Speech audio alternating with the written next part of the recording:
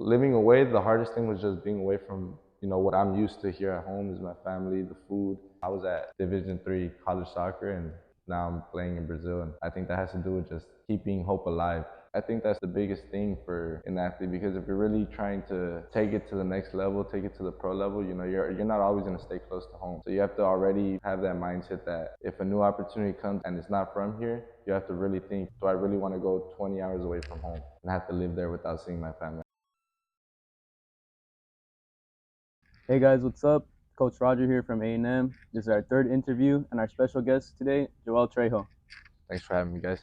So Joel is currently playing in Brazil. He was a teammate of mine last season at Laverne, and today we're going to talk about his experiences moving into a new country and playing abroad. So let's get started. Can you share your journey of becoming a professional soccer player? How did you get started, and what were some of the key milestones along the way? So from childhood, my first team was Cosmos. It was a team based out of Pomona. That was my first very official club because I had started AYSO, started kicking the ball there at the age of 4. Then around 4 or 5 later, my later years in 4, I started Cosmos. I was there, I think, a year or two. Grew up into what became Chivas USA, and then that team kind of fumbled down and split into either what was Cosmos or I mean Golden State or Barca. And I ended up choosing Barca, and that's where I met like my childhood coach that ended up taking me to I was probably to the age of 14. And from there, we always played competitive soccer. It was always the biggest tournaments of California. We traveled a lot. We went to Spain. For me, what made me love soccer the most was winning all the tournaments with my teams and making those memories, and that made me want to keep pursuing um, this career and going into professional soccer. Being able to take my family to like Idaho, to Spain. We went to Mexico for some tournaments. Like I wanted to keep allowing my family to travel far. Okay, so Yeah, like those experiences of like traveling is yeah, what like made you, oh, like this is it? yeah. Like Okay. and playing with the sport I love. Yeah. Yeah, that made me want to go further into the career. And then after 14, 15, you move on to After high school. 14, 15, I ended up playing high school soccer. My freshman year, I was at Birmingham. And then I ended up transferring to St. John Bosco my sophomore year. And luckily, I was able to play on varsity all 4 years at both schools. I had a pretty good season my junior year at Bosco. We ended up taking it all the way to CIF finals and state finals. We ended up losing both, but we had a good journey, and I was a key role player in all of my playoff games. And then because we made it so far my junior year, we ended up promoting to Division 1 for high school soccer my Mhm. senior year. And the season didn't go as good as our junior season, but we still made it pretty far into playoffs. And then from there, ended up going to Laverne. My freshman year there, I was a starting player. I scored the open season game. I had a good freshman season. Individually, I could have done better. Obviously, as a team, we didn't do so good, but I had my clips for my film going into sophomore season. It was obviously the same objective, do better than last year. We kind of did that. We started off good, but then had the same little decline in Yeah. season. But also, like I'd say individually, I grew as a player as well. My key milestones there were obviously scoring, but also the mental aspect that I grew in. I think that was the biggest milestone for me in my college games. Moving on, as a professional soccer player living and playing abroad, what are some of the unique challenges you face adapting to a new country and culture? I'd say at first, maybe like the first month, obviously I wasn't good at speaking Portuguese. Speaking Portuguese is almost the same as like a little bit of Spanish. If you understand Spanish, you can Mhm. understand Portuguese, but I'd say putting the words together was obviously the first challenge I had was just being able to communicate properly. But I think what helped the most through cultural aspects, like being away from home, was the people that were around me. All my teammates were like very welcoming. Everybody was like, like you're here now, like you're our family. We're gonna take care of you. You don't gotta worry about anything. Alright. And I got close to a couple of my teammates, and they helped me with like trying to speak and learning the language, learning how their daily routines are with the teammates, how everybody is, their play style, like all of that helped. Living away, the hardest thing was just being away from, what I'm used to here at home is my family, the food, all my friends, all of that stuff. But adapting was pretty easy because I adapt quick to new environments. It like specifically them like my teammates and the coaches being so welcoming, like having good people around me that helped a lot into adapting. All right, so you would say the people over there are very welcoming, like Yeah, everyone, everybody, the culture is just everybody like wants if like they can see or like so for me they heard a lot through my voice that I wasn't Brazilian. hmm Um, they're like, where are you from? And they would want to get to know like how is it over there like how's your experience here? Like, make sure like the people around you are giving you a good experience. Like, they like to uphold their reputation of like being nice people. Like okay. everywhere you go, in the mall, at the house, at different games. Like even the like the opposing team. Like if they're fancy, like oh like he's not from here. Like let me go talk to him. Like Yeah. they won't like they'll set their pride aside with the teams because they're very passionate about soccer out there. They'll set the pride aside and they'll come talk to you and like make sure you're okay. Stepping aside from the sport, focusing more on you as a person, would you say stepping out of that, like from the U.S. to Brazil, that made you grow as a person, like mentally, everything else? Yeah, because although like even at Laverne, because I was away from home, I lived at school and I had to like organize all my stuff and be on track on myself. Um, like I said, from my freshman to sophomore season, I knew mentally I grew. Being out there alone and knowing like I was in a completely new country, like the laws are a little different, or like just the living out there is completely different. Say I became more independent, but also more appreciative of the little things, like of the time I had with family, with my girlfriend or my friends. I became very appreciative of that time, and I knew like when I go back home, I have to really take advantage of the little moments that I have, because I'm gonna be out there for another long period of time. So I think that's one thing that, in like the mental aspect or like just appreciating life itself, I Yeah. think that's something that I grew in. All right. So fortunately, we had to change scenery because the phone overheated. So let's continue this interview. What advice would you give to young athletes who are trying to go pro in the sport? To young athletes, I would say just keep dreaming. Don't let a setback keep you there. Keep working past it. You know how people say you need to take 2 steps back to take 10 forward. I think that's a very true saying because you don't learn from winning, you learn from losing. So a loss is only temporary. So I would say just keep working, keep dreaming. An example that I would give is I was at Division 3 college soccer and now I'm playing in Brazil, and you know I think that has to do with just keeping hope alive from thinking that an opportunity would come, and I was ready for that opportunity.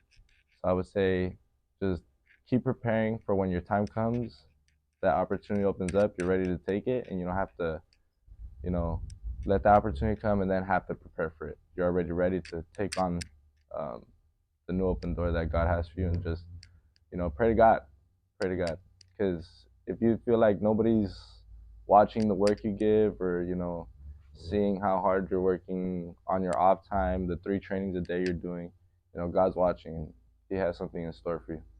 So that's what I would say to young kids. For sure. And then following up, how important do you think it is for them to be open with new experiences and stepping out of their comfort zone? I think that's the biggest thing for an athlete, because if you're really trying to take it to the next level, take it to the pro level, you're not always gonna stay close to home. So you have to already have that mindset that if a new opportunity comes and it's not from here, you have to really think, is this really what I want? Do I really want to go 20 hours away from home and have to live there without seeing my family? I think that's probably top 3 important factors of uh, an athlete that wants to go pro. Because I feel like I was ready for it. I Yeah. I had told myself, wherever the opportunity is, this is what I want to do. I'm gonna take it. I want to grow in my career, and I'm not gonna stay close to home if that's what it calls me for. I'll go out wherever it is, and I'll grow my career from there. So yeah, I think it's very important. In your experience, what are some key qualities of young athletes that they should focus on developing before trying to, like you said, take that opportunity on? The basics, the the simple 5 to 10 yard passes with a firm pace on it. Because out there in Brazil, what I saw is like what what separates their soccer from ours out here is they've mastered the basics. They've mastered the little the little step over and go, the little 1-2 passes, the chemistry between their teammates. Like every little thing they've excelled in it the most. I think that's what some people should focus on. I feel like nowadays people want to go out and train 2 hours on like shooting or like some crazy skills. All you really need is 45 minutes to a little over an hour max. Just the simple touches to the wall. You need a wall and a ball. That's all you need. Pass to the wall, control, take 2 touches, pass. As simple as it sounds, they've really mastered what that is, the basics of soccer. Yeah, I agree. I see like kids just an hour, let's go shoot free kicks, bro. Yeah, Like posting on Instagram, like yeah, like you guys gotta learn what it is first. yeah. And It takes more than that, and I had to learn that too because I was one of those kids at one point where I just wanted to go shoot free kicks, and like if I did train, I would train. I don't know, I would train excessive things. But yeah, I would say just simple 1-2 passes, pass to a wall, control, pass to a wall, control. Practice your one-touch passing, practice your juggling, juggle, kick it to a wall, have to control, things like that. I think that's what they should focus on. what are the biggest lessons you've learned from playing pro soccer, and like your personal growth? Like, did that help shape your image as well? Or Yeah, it did shape me. I'd say it has to go also into like how I mentioned before with like growing mentally and like playing at Laverne.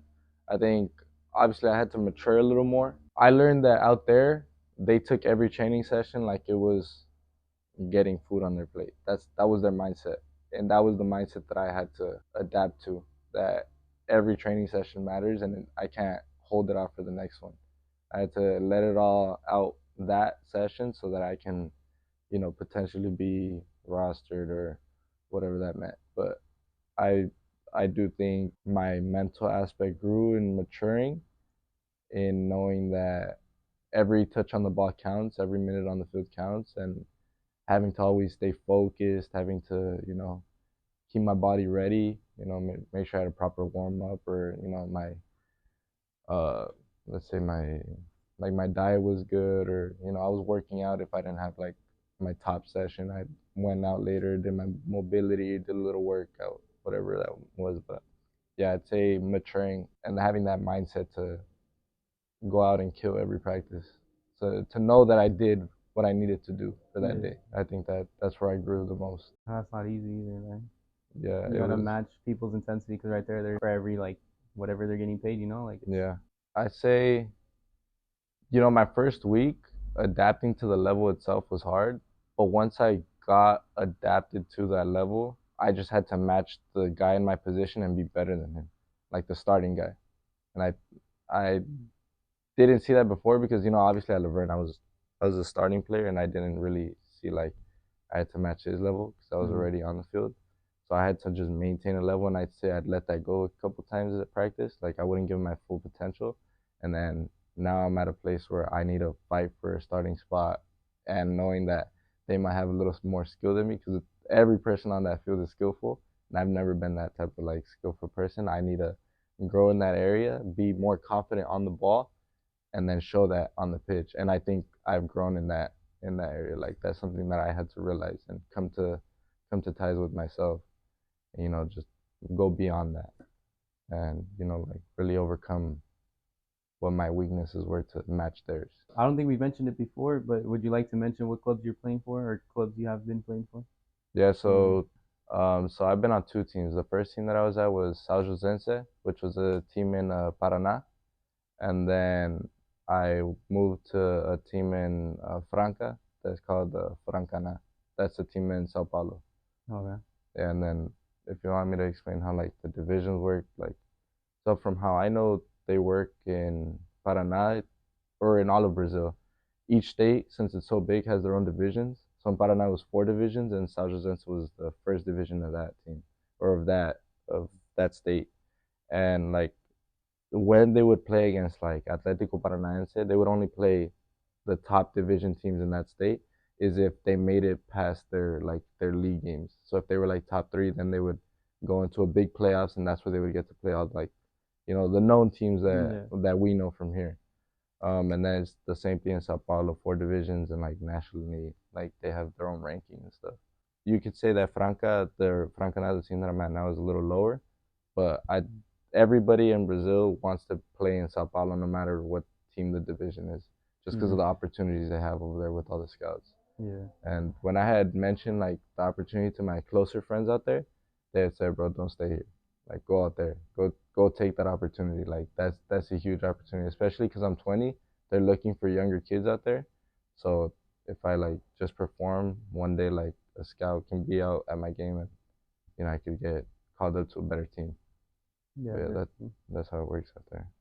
Yeah, that's crazy because I remember talking to you a couple of days ago, and it was like I didn't know Brazil was that big. Like being from out here, you don't know. Yeah, So for you to exactly. see that like with your own eyes, it's like that's pretty eye opening. Yeah, that was shocking to me too. It was I really didn't expect the soccer to work like that in terms of like the leagues and all the divisions, but there's there's for sure like double the amount of teams out there than there is out here. There's a lot of teams and everybody is happy to play wherever. Like they just want to play. That's how they make a Yeah. living.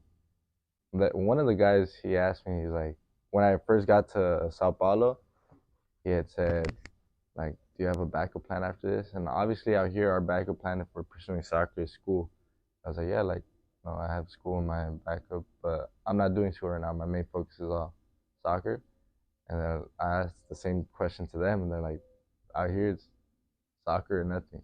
Like, we know we have to make it to put food on our plate. That's that's their mindset everywhere. Yeah. Every field they step on is I need to win today to put food on my plate.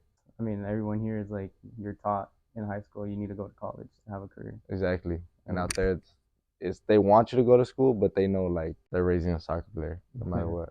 When I got out there, one guy had mentioned he's like here, one of three soccer players goes pro. Like there's a soccer player on every corner of the street.